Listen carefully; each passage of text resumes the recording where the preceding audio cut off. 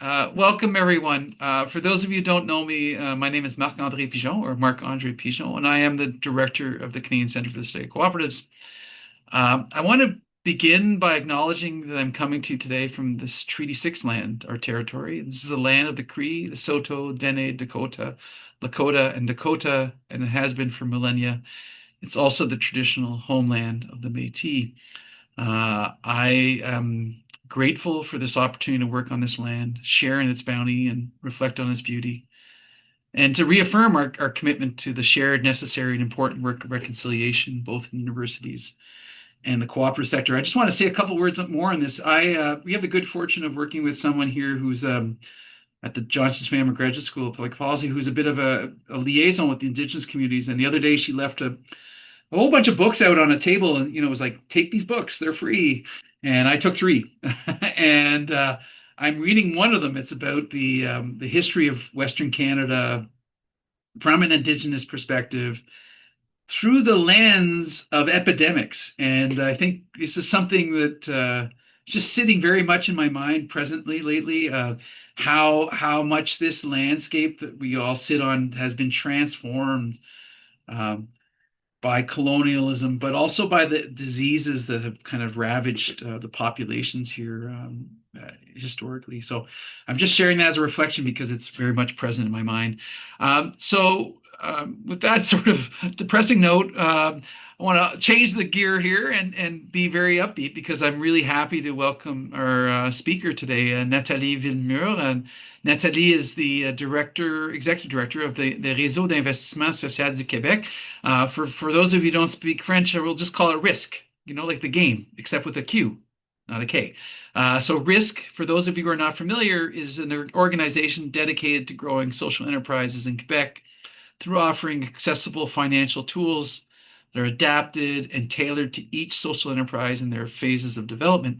Since 1997, RISQ has invested over $43 million into the Quebec's social economy sector, and we're going to hear a lot more about them momentarily. Now, just to contextualize why we've invited RISQ and Nathalie to speak to us today, well, there's a couple of reasons. First of all, we have a survey every year. We call it our top co-op survey, and we ask people, what are the big issues shaping, what are the big issues that are on your minds as co-op leaders, right?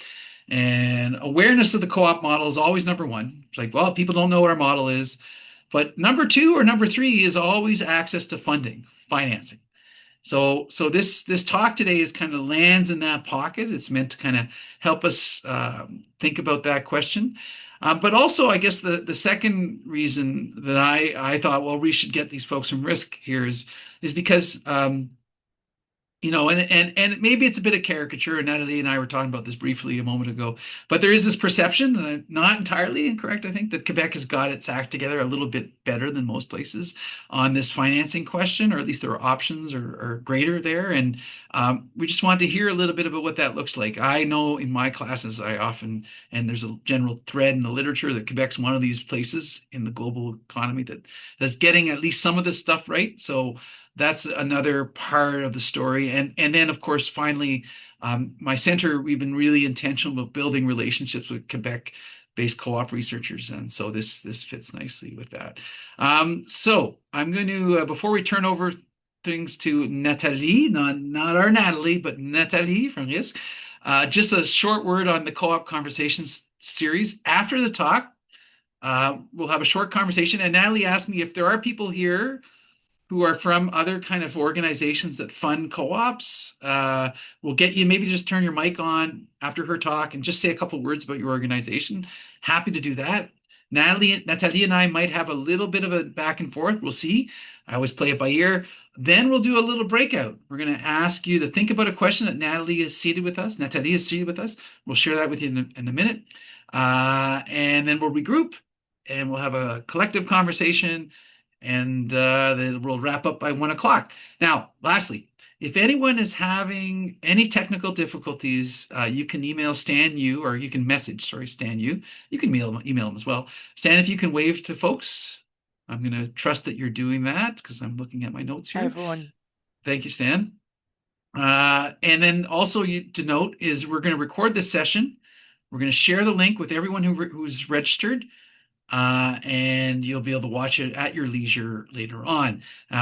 Maybe just on that point, we always get about a half to two-thirds of the people who register at these events, in part because a lot of people are interested, they just can't make it. So bear that in mind, just to have in the back of your heads, that even though it looks like we're at 26 or so, probably 60 or 70, maybe 80 people that registered for this webinar.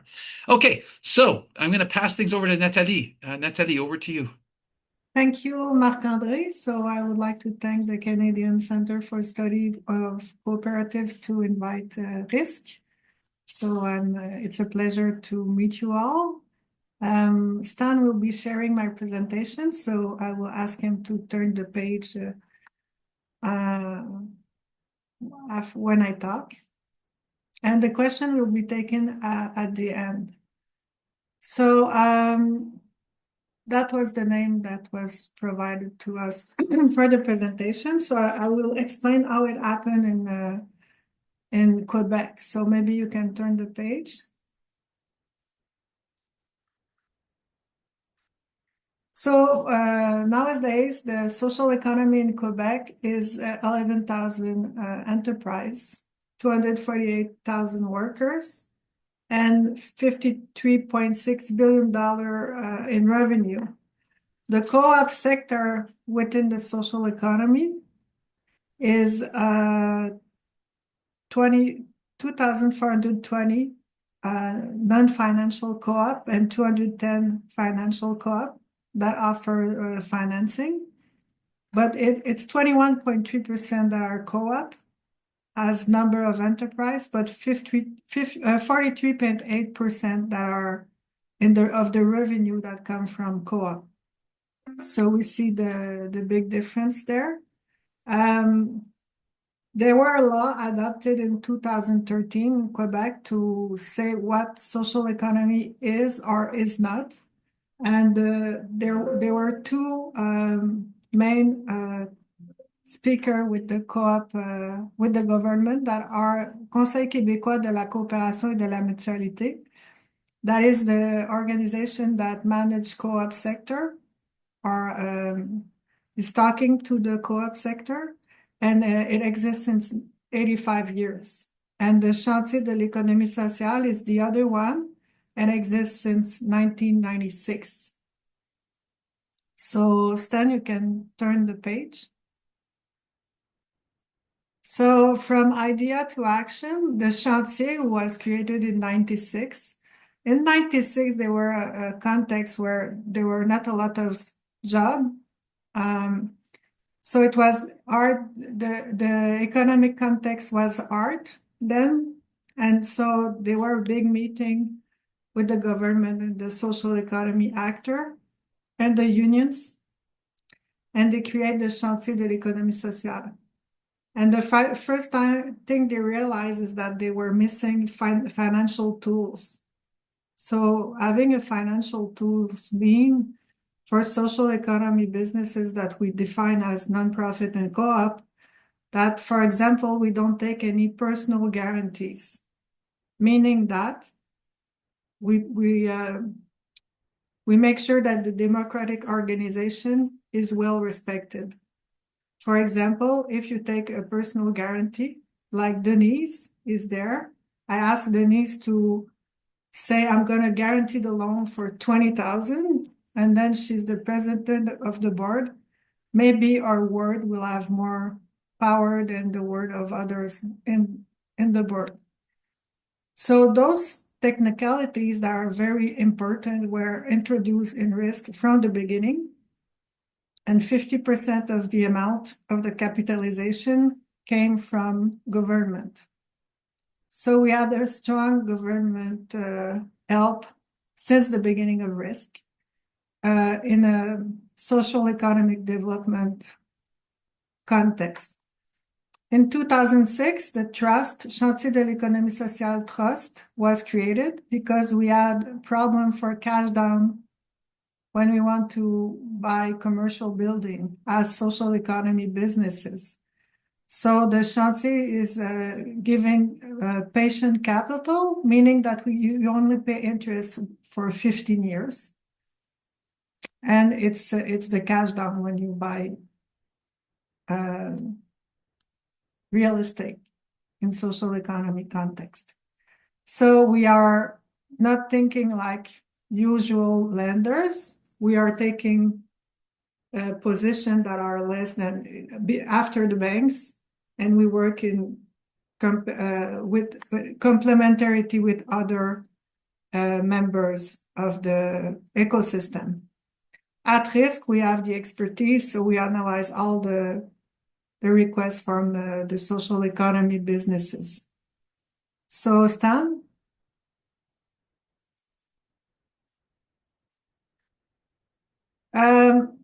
What happened is that the union, first CSN, created Caisse d'économie solidaire. That is comment on dit caisse, Marc-André? A credit union? Credit union, Yeah. credit union, but specifically for social economy businesses.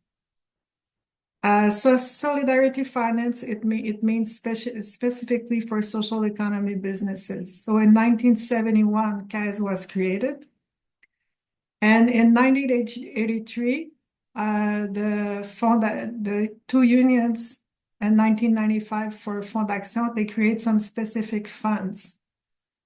They don't give loan directly to social economy businesses, but they work to develop the Quebec all over the province, end-to-end with the government. So they were Corporation Locale de Développement, local corporation of development, that were for small businesses and social economy businesses that were financed by the government, but there were some loans through them from the unions.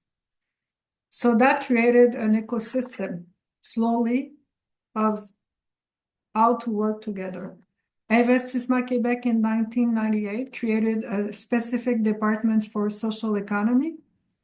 And then there were other organizations like Micro-Entreprendre, that is microcredit, or CRCD, that is to capitalized co-ops. So you can turn the page. In 2009, we decided to talk among us to discuss different topics, and we created Cap Finance. Cap Finance regroups the same organization now. We have created the Fonds de Finance Sociale Cap Finance, and we were chosen by the government of Canada to manage a 90 million fund to capitalize social economy funds up to 70% of the amount we receive. What changed Cap Finance for us in RISQ and for my team is that when we finance a social economy businesses, we work together. So I work more as a financial analyst with Caisse d'économie solidaire and Investissement Québec than my own colleague. And we work together to help the enterprise. So it's not competition, it's complementarity. That's the way we work. You can turn the page. That is not clear. That graphic is very, very strange, but it helps you see how the ecosystem in Quebec is very, very strong. So we have a political part, we have a consultation part, we have CDRQ that accompanies co-op for the creation of co-op. So it's an organization that is all over the province of Quebec. When a co-op wants to have services, they go to CDRQ. We have Pôle d'économie sociale, so we are not alone. So the posture we take at RISQ is that we don't do the follow-up of the request like from the beginning.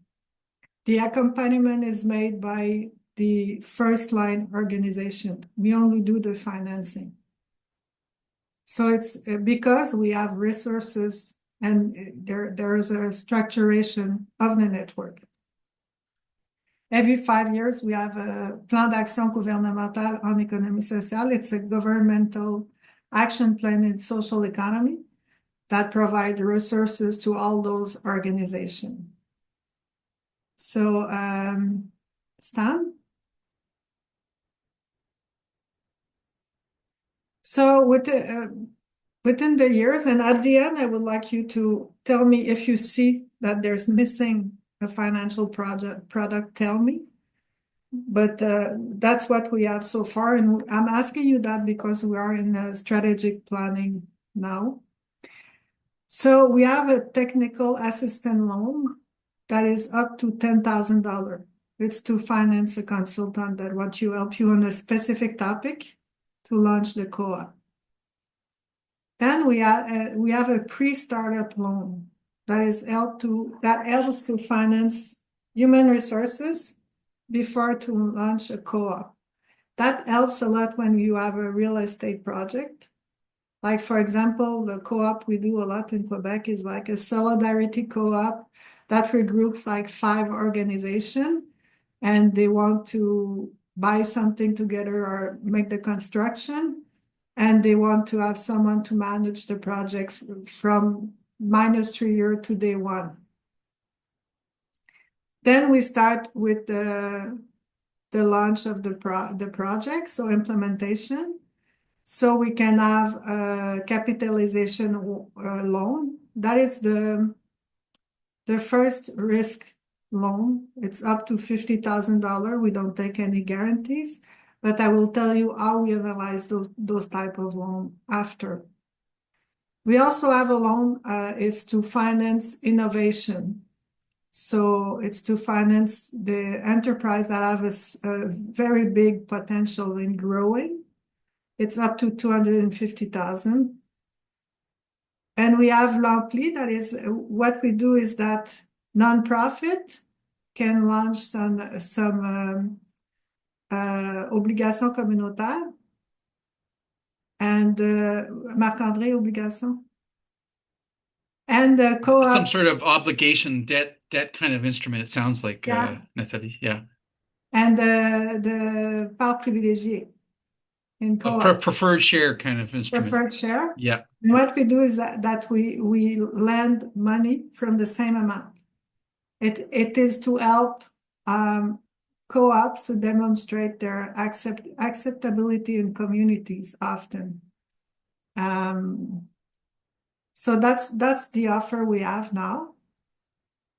And Stan, maybe you can turn the page. The way we analyze, it's because we don't have any personal guarantee. So we have to analyze in a way that we take every aspect of the business into consideration, and that helps the businesses because they do a 360 over their different aspects of the business. So we analyze a lot of the association, the democratic governments, but also the community rootedness. So that is important, that the project is well rooted into the community, that if you don't have that, the project can stop very fastly, it's a viability thing. Democratic management, the mission, and the other part is the enterprise, the product, the operation, the human resources, financial resources. Most of the revenues from co-op come from selling a good or a service, so it's 98%. It's not subsidies. Or there are subsidies, but they have a contract with the state, so it's like a revenue. What we have done lately is to develop an impact framework for social economy when we received the Fonds de Finance Sociale Cap Finance. Because we think that the impact framework that exists, they don't really represent those aspects that I'm showing you when we analyze businesses. So we did some impact measure for those particular aspects of every project to show the difference in social economy. And we have put that in a guide, Stan. So RISQ, in association with Cap Finance, has created le guide d'analyse des entreprises d'économie sociale. So it analyzes of social economy enterprise, association enterprise finance. That's the second edition that was done in 1996. I'm working on the third edition to integrate impact measurement because it's very actual. I will integrate also financial literacy on the guide. I think we're there. We will also talk about the difference between social economy businesses, co-ops, nonprofit, and social businesses. And all those concepts of mission lock, asset lock that we hear a lot in the international context, because I think it's a time that we have to differentiate ourselves from the other type of businesses and what is the co-op difference. The guide is linked to a training program, and all that is to help to support the ecosystem when they analyze enterprise. So that's mainly what we do at RISQ. And Marc-André, I will answer the question now, or maybe you can ask Yes. the other offer. Thank you so Thank you very much. much. Thank you, Nathalie. That was fantastic. So much to digest. So much. I want to say I have purchased your guide. I didn't realize there was a third one coming out. I might have waited for the third one. But It's gonna take like 2 years, and it's only gonna be virtual. oh, okay. And it'll probably take me 2 years to read it, so that's good. I'll get there's a lot in there. That's what I'll say is it's a very big and comprehensive document, and really strongly encourage people to dig in. Why I'm going to ask you a question, Nathalie, in a minute, but Stan's going to float up a poll, a little bit of a survey. There you go. If people can just take a minute to answer this question. And while you're doing that, I'm going to ask Nathalie a question, and then Nathalie we'll go out and we'll hear from people like Heather Tanaka, who you want to kind of make sure we got some airtime for. So I'm really curious, Nathalie. This is a big issue in academia. That I'm curious, and because I haven't gone through the manual, but the rootedness, the community rootedness, you mentioned that as an evaluation component in terms of lending. Can you tell us a little bit what that looks like? How do you assess that? What does that, how do you get at that? There's two ways of assessing the rootedness. The first one is when it's a local organization, like a proximity business, like I'm in a remote community and I have a grocery store that is a co-op, and we sell like gas, we have a post office, we sell food, we have different services. So Okay, the rootedness of the community is gonna be who's gonna be gonna go do the grocery shopping there, right. and the survey, and who is willing to pay the share at the beginning. Okay, Whereas businesses that is more like a service businesses, like engineer co-op yes, or that do work for workers that are more remote from the job. So what we'll do is a sectorial view. Like, for example, if you do the engineer co-op, in that area, is it necessary to have a co-op? Do you have any partnership that say that you I are see. rooted somewhere, you're attached somewhere? I Is see. there another construction or other co-op that want to do business with you? Can we have letter to prove that?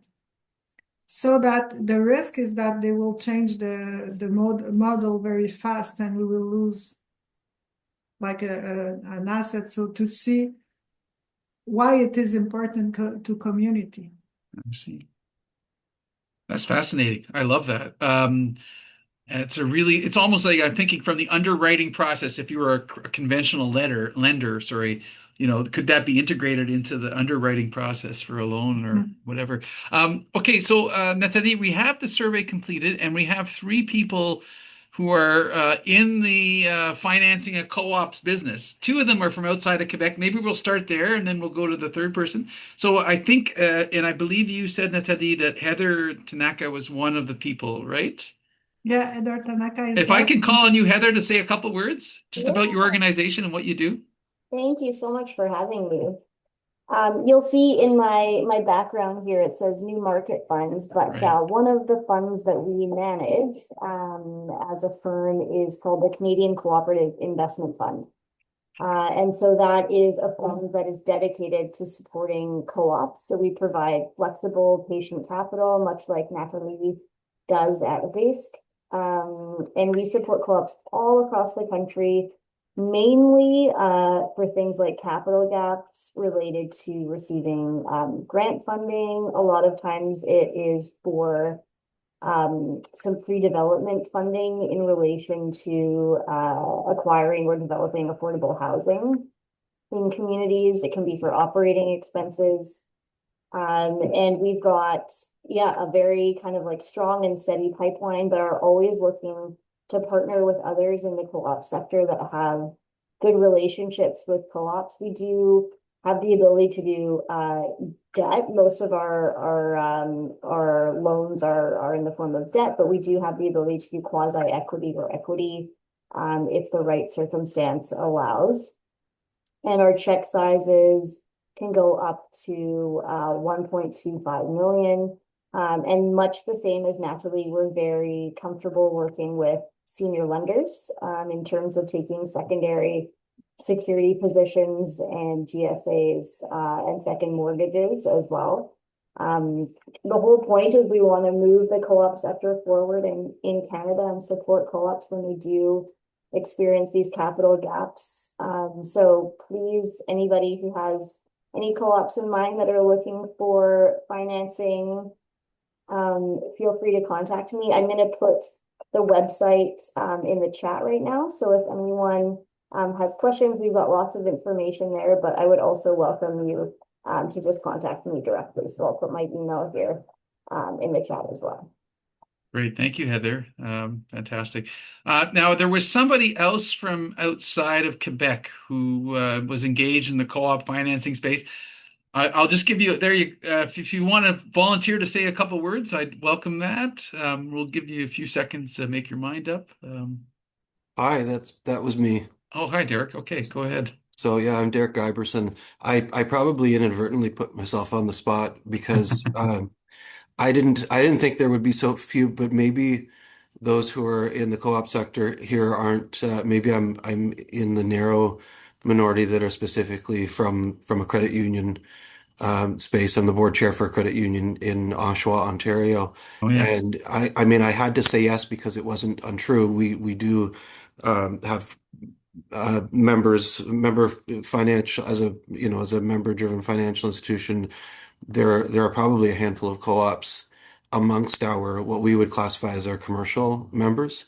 Mm, So we, by nature of what we do, it would be available, but I don't know that it's actually something that we have proactively cultivated. And being in a suburban and semi-urban region of the GTA, the co-op space is something that needs a lot of help to be brought to life. And to be honest, I'll maybe say that we're probably similar to a lot of the scattered credit unions across Canada that are not in Quebec, that don't have a Desjardins, where words like solidarity are not unusual to hear. I was glad to hear it already today, but the um, the reality is that if you go to a credit union conference and attend sessions there, it's not like you've got sessions where they're talking about the work they're doing to enable the co-ops sector and socially directed types of finance opportunities as much as you would think that there would be in the credit union sector, and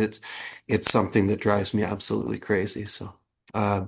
That's anyway. I think that there's probably a lot of the middle and small size credit unions in Canada that maybe don't have the experience or the back office do the underwriting work to jump right into financing co-ops, but would be very keen to find places to, I'll just say with lower risk and lower work, be able to park funds that could be used for social Mhm. impact co-op financing and let others do the office work behind it and be able to just dip their toes in as a way to move into that space. And yeah, Garth's noted Van City Credit Union is one that's quite socially active.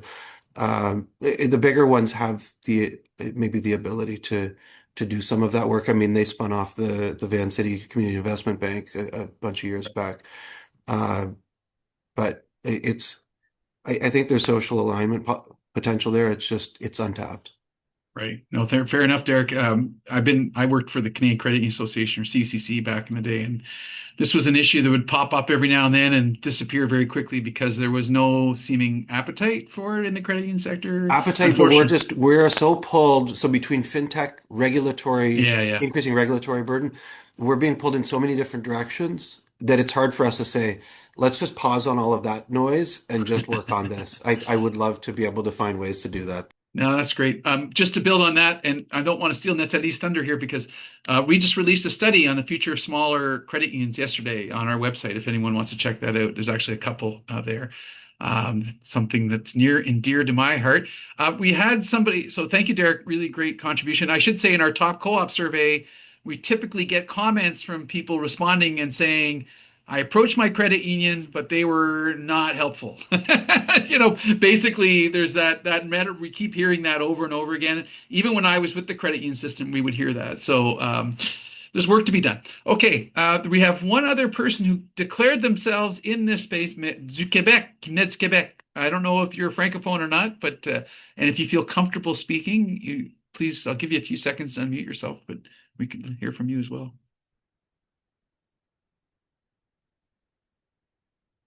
Or maybe that was Nathalie. You completed the I survey. think it's my colleague Manda. Oh, okay, fair enough. That's good. Nathalie, I think we're going to go to the breakout now. We're going to give everyone about 7, 8, 10 minutes. Let's see, it's 12:33. Stan, let's go 8 minutes. Give people a chance to group. And just kind of try to think about this question that Nathalie has asked us to consider. What are the main obstacles to obtaining loans for co-ops? What kind of solutions might be helpful? And also just introduce yourselves. Like if you don't know each other, introduce yourselves, tell people a bit about who you are, why you are, what you're doing here, and then hopefully you have time to get to the question. But the main purpose of this breakout is to network and build the relationships that will form the architecture for future lending. Okay, that community bond or that community anchoring that Nathalie was referring to earlier. So we're going to break you out. Stand 8 minutes. I should have given 10 minutes. I meant to. Anyway, would have been better. Because we didn't get to the question until the last 30 seconds, which maybe others had the same experience. But let's open it up. Anyone have a question for Nathalie or just want to share a little bit of their conversation to the group?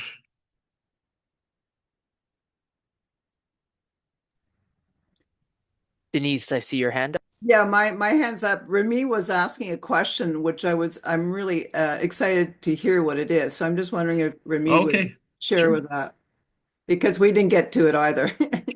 Yeah, thanks a lot, Dennis. So I was just wondering if in Quebec, we have something specific to serve low-income renters who may be struggling to pay for utilities, even for rent sometimes. I'm just curious to know if anything is out there to support them. Thank you for your question, Remy. We don't, I haven't told that very specifically, but we don't work in the residential sector. We do commercial only. Personally, in my free time, I developed some co-ops, like residential co-ops. So I know I have some information. We have subsidies for low-income people, and there are income rates, but I think it's the same all over the place. So when we have a co-op project, a percentage of the co-op project is financed with those people who have low income will enter in a certain percentage, but that was the last program. Now it changed. That program that was called Axology has closed, and now a new one has come. But it's not from RISQ. It's just my hobby. Fantastic. Any other questions? Throwing it out there. Well, Nathalie, while we're No. waiting for people to, go ahead. I got the question. Yes. Oh, go ahead. Sorry. Yeah, one that came up in our conversation was, I guess that, and I think like all of us, and as Andre said, just trying to digest all of this for the first time.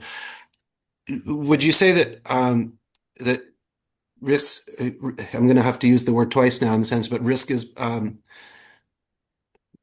So the subject of credit unions came up, and there was a co-op in this particular municipality that said they're having trouble getting whether it was more financing or maybe even getting like a line of credit increase. And it's an entity that it's a business. There's a revenue stream where a credit union say would um, not feel comfortable lending or increasing the line of credit.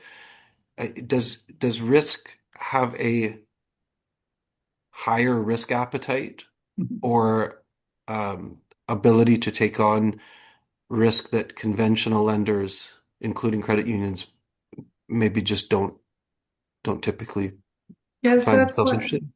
that's why we exist. First of all, that's the personal guarantee thing that is a huge barrier to entry for co-ops, but we work with financial institutions. So we are not a financial institution, so we don't manage line of credit, for example.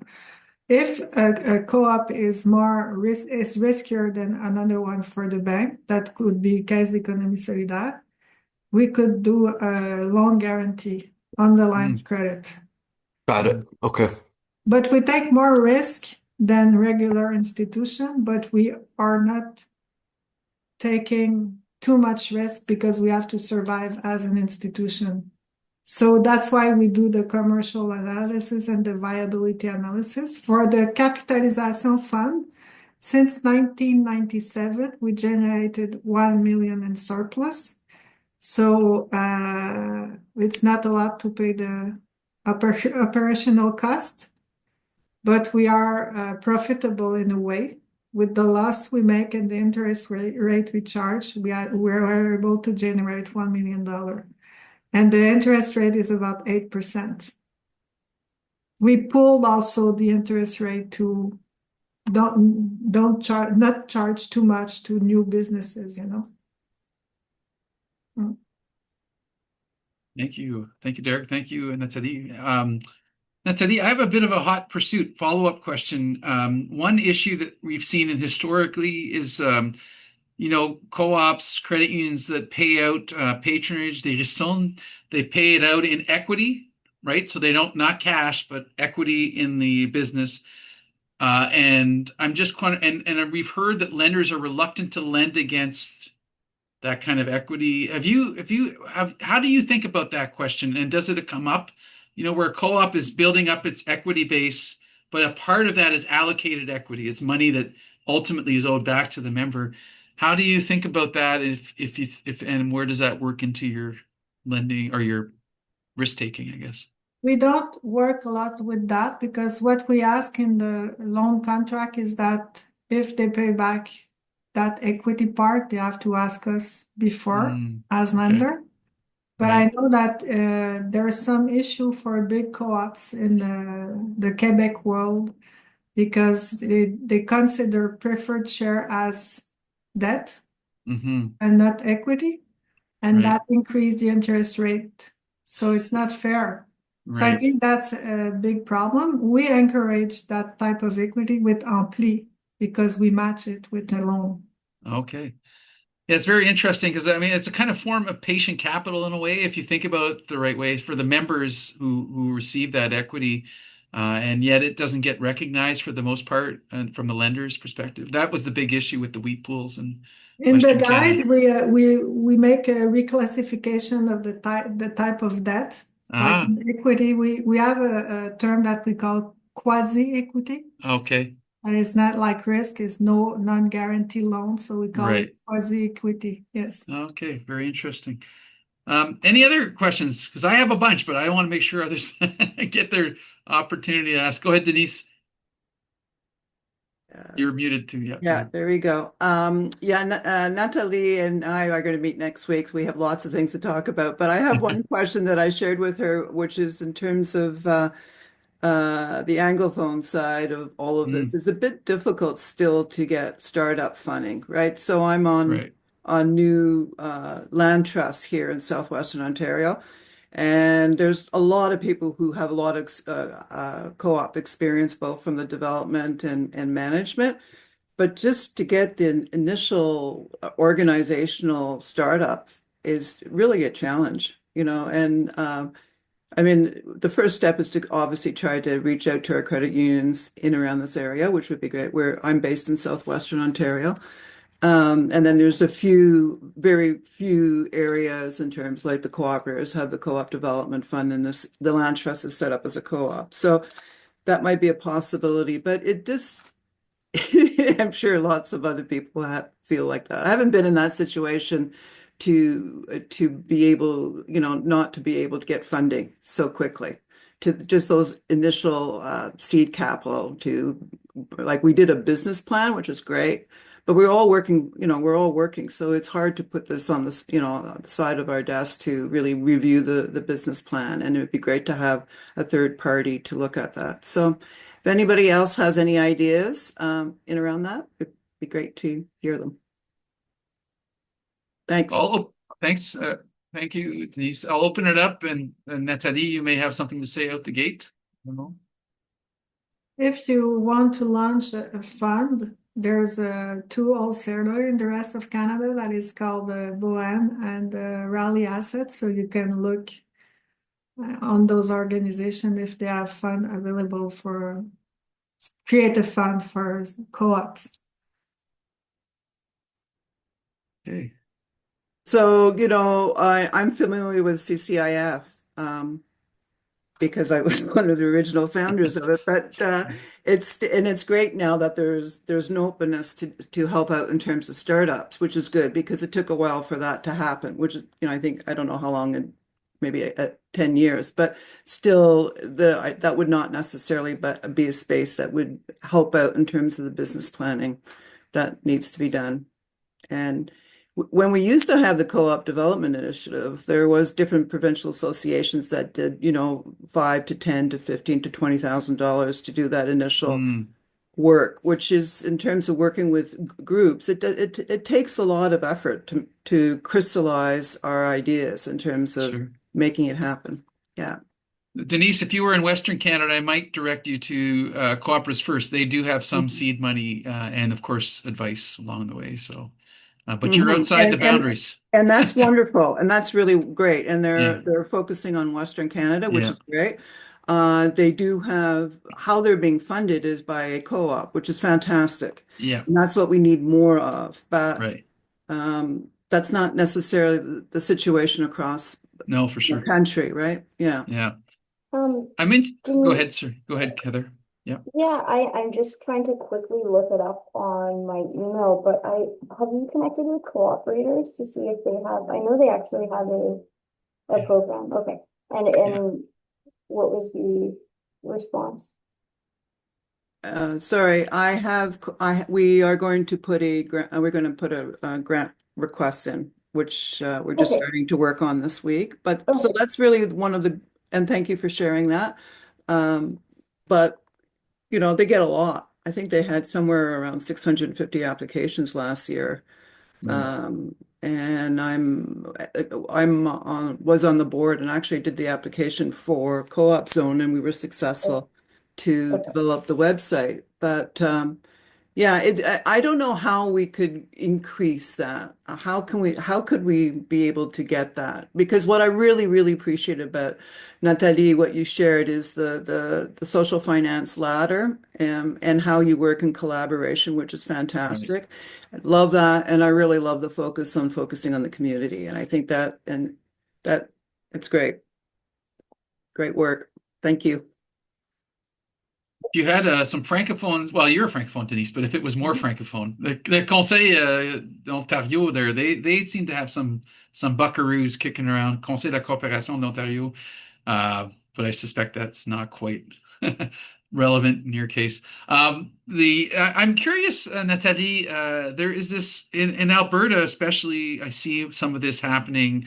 These community development investment funds, where they raise funds from the community and they create a co-op and they invest in something, right? So, and there seems to be a real appetite for that. You could even describe some of the renewable energy cooperatives in Canada as a bit like that, where they pool, $5,000, $10,000 investment off opportunities for the members, and then they do something for the community. They invest in a solar farm, or they rehabilitate, they buy some homes and rehabilitate them, or they buy an old factory, and so I'm wondering if you have something like that where it's the contribuable, the contributors are like individuals, right? Who are putting in some kind of investment. And do you see that? What do you see happening there Like in Quebec? crowdfunding for a co-op. A little bit, but formalized, right? Not in Yeah, a kind of loose kind of crowdfunding way. like Yeah, Les Gazelles, or there's a lot of that in Africa, the way they finance project. I know because I have a colleague who works with co-op in Cameroon. right, So we talked about that in Quebec. It's sure that there are initiatives like that, but I don't know them. right. We work for a community bond that Derek is mentioning, but Yes, I see that. Yeah, it's not the same thing because the community bond is directed to a specific organization and it has to be made in a specific way. You cannot sell it in any ways in like an investment because there's the Security Exchange Commission, that is right. Autorité des marchés financiers in Québec. Yes, the MF. So Yes, you don't create a prospectus to sell that asset. right. So you have I to be will very say there, cautious. Yeah. yeah, I mean, there are ways to get around issuing a prospectus, like if you are creating your own investment co-op, and there are different regulations and Right. requirements, like for Yes. example, in Nova Scotia, they've got the C. diff program. Yes. There's the equivalent in, and so you would essentially you'd have your member shares and then you would issue investment shares as well. And there's often an exemption for co-ops. So here in BC, we did that, created an investment co-op and used that cooperative exemption where you could raise $5,000 per member. And wouldn't have to go through like the offering memorandum or Right. prospectus, which are quite Owners. onerous. Yeah, no, that's kind of what I was hinting at. And interesting, the gold standard in that respect would be the United Farmers of Alberta Act in Alberta, where they have complete exemption. They raise routinely tens of millions of dollars from their Yeah. members. And so there is, I think this is an interesting area for the co-op sector to lobby around a little more discretion in that space. And Um, because of the preferred share, I think you are very more safe in front of the Security Commission than with the bonds. It's not the same thing. There's a I don't know if they're calling themselves it's a coalition with a steering committee, but I know Tapestry is working with yes, a group across the country right now to explore some of these issues where there's that, like, is there an in-between space between I'll say the looseness of a true community bond issuance versus the more formalized forms of social impact finance. And I haven't been able to attend most of the recent meetings, so I don't know how much closer they are to answering some of those questions. But they're also talking about uh, how can you scale up community finance and scale up community right. bonds and things like that, or package them together as even like a mutual fund type of package. And it's an interesting set of conversations to build an ecosystem. For sure. But like I said, I don't have any salient updates on the most recent conversations. So Heather has popped into the chat here. Paul Sabai, who's a friend of mine in Alberta, who's engaged in this space, and just building on Derek's comment, the Renewable Energy Canada, oh my God, CECC, Community Energy Cooperatives Canada, CECC, has been involved, I think, in peripheral to those tapestry conversations because all these most of them in Canada, renewable energy co-ops are investment co-ops. Effectively, and they have this is the perennial issue for them is to raise the money to put the things up So there's a lot bubbling here, and I want to thank you, Nathalie, for seeding a great conversation. There's so much more to do. Un gros Thank merci, you, Nathalie. Marc-André. Thank you, Stan. Yes, thank you. So for those of you who may not remember, this conversation has been recorded. It'll go up on our website. I want to give you a heads up because we will be having another speak talk at the beginning of every month. The first Wednesday of every month, we are Co-op Conversation. Our next one is Building a Cooperative Labor Movement, Strengths and Struggles in Unionized Cooperatives by Dylan Hatch, who's doing his Master's of Science at Cornell University. You do not want to miss this conversation, and that's in March. In April, we will hear from the Valorists, a co-op of folks who pick up things on the road and recycle them and make money through that. So it's going to be a lot of fun. Hope to see you there. Thank you all for joining, and have a great rest of your day. Gros merci, Nathalie. Merci tout le monde. Thank you very much.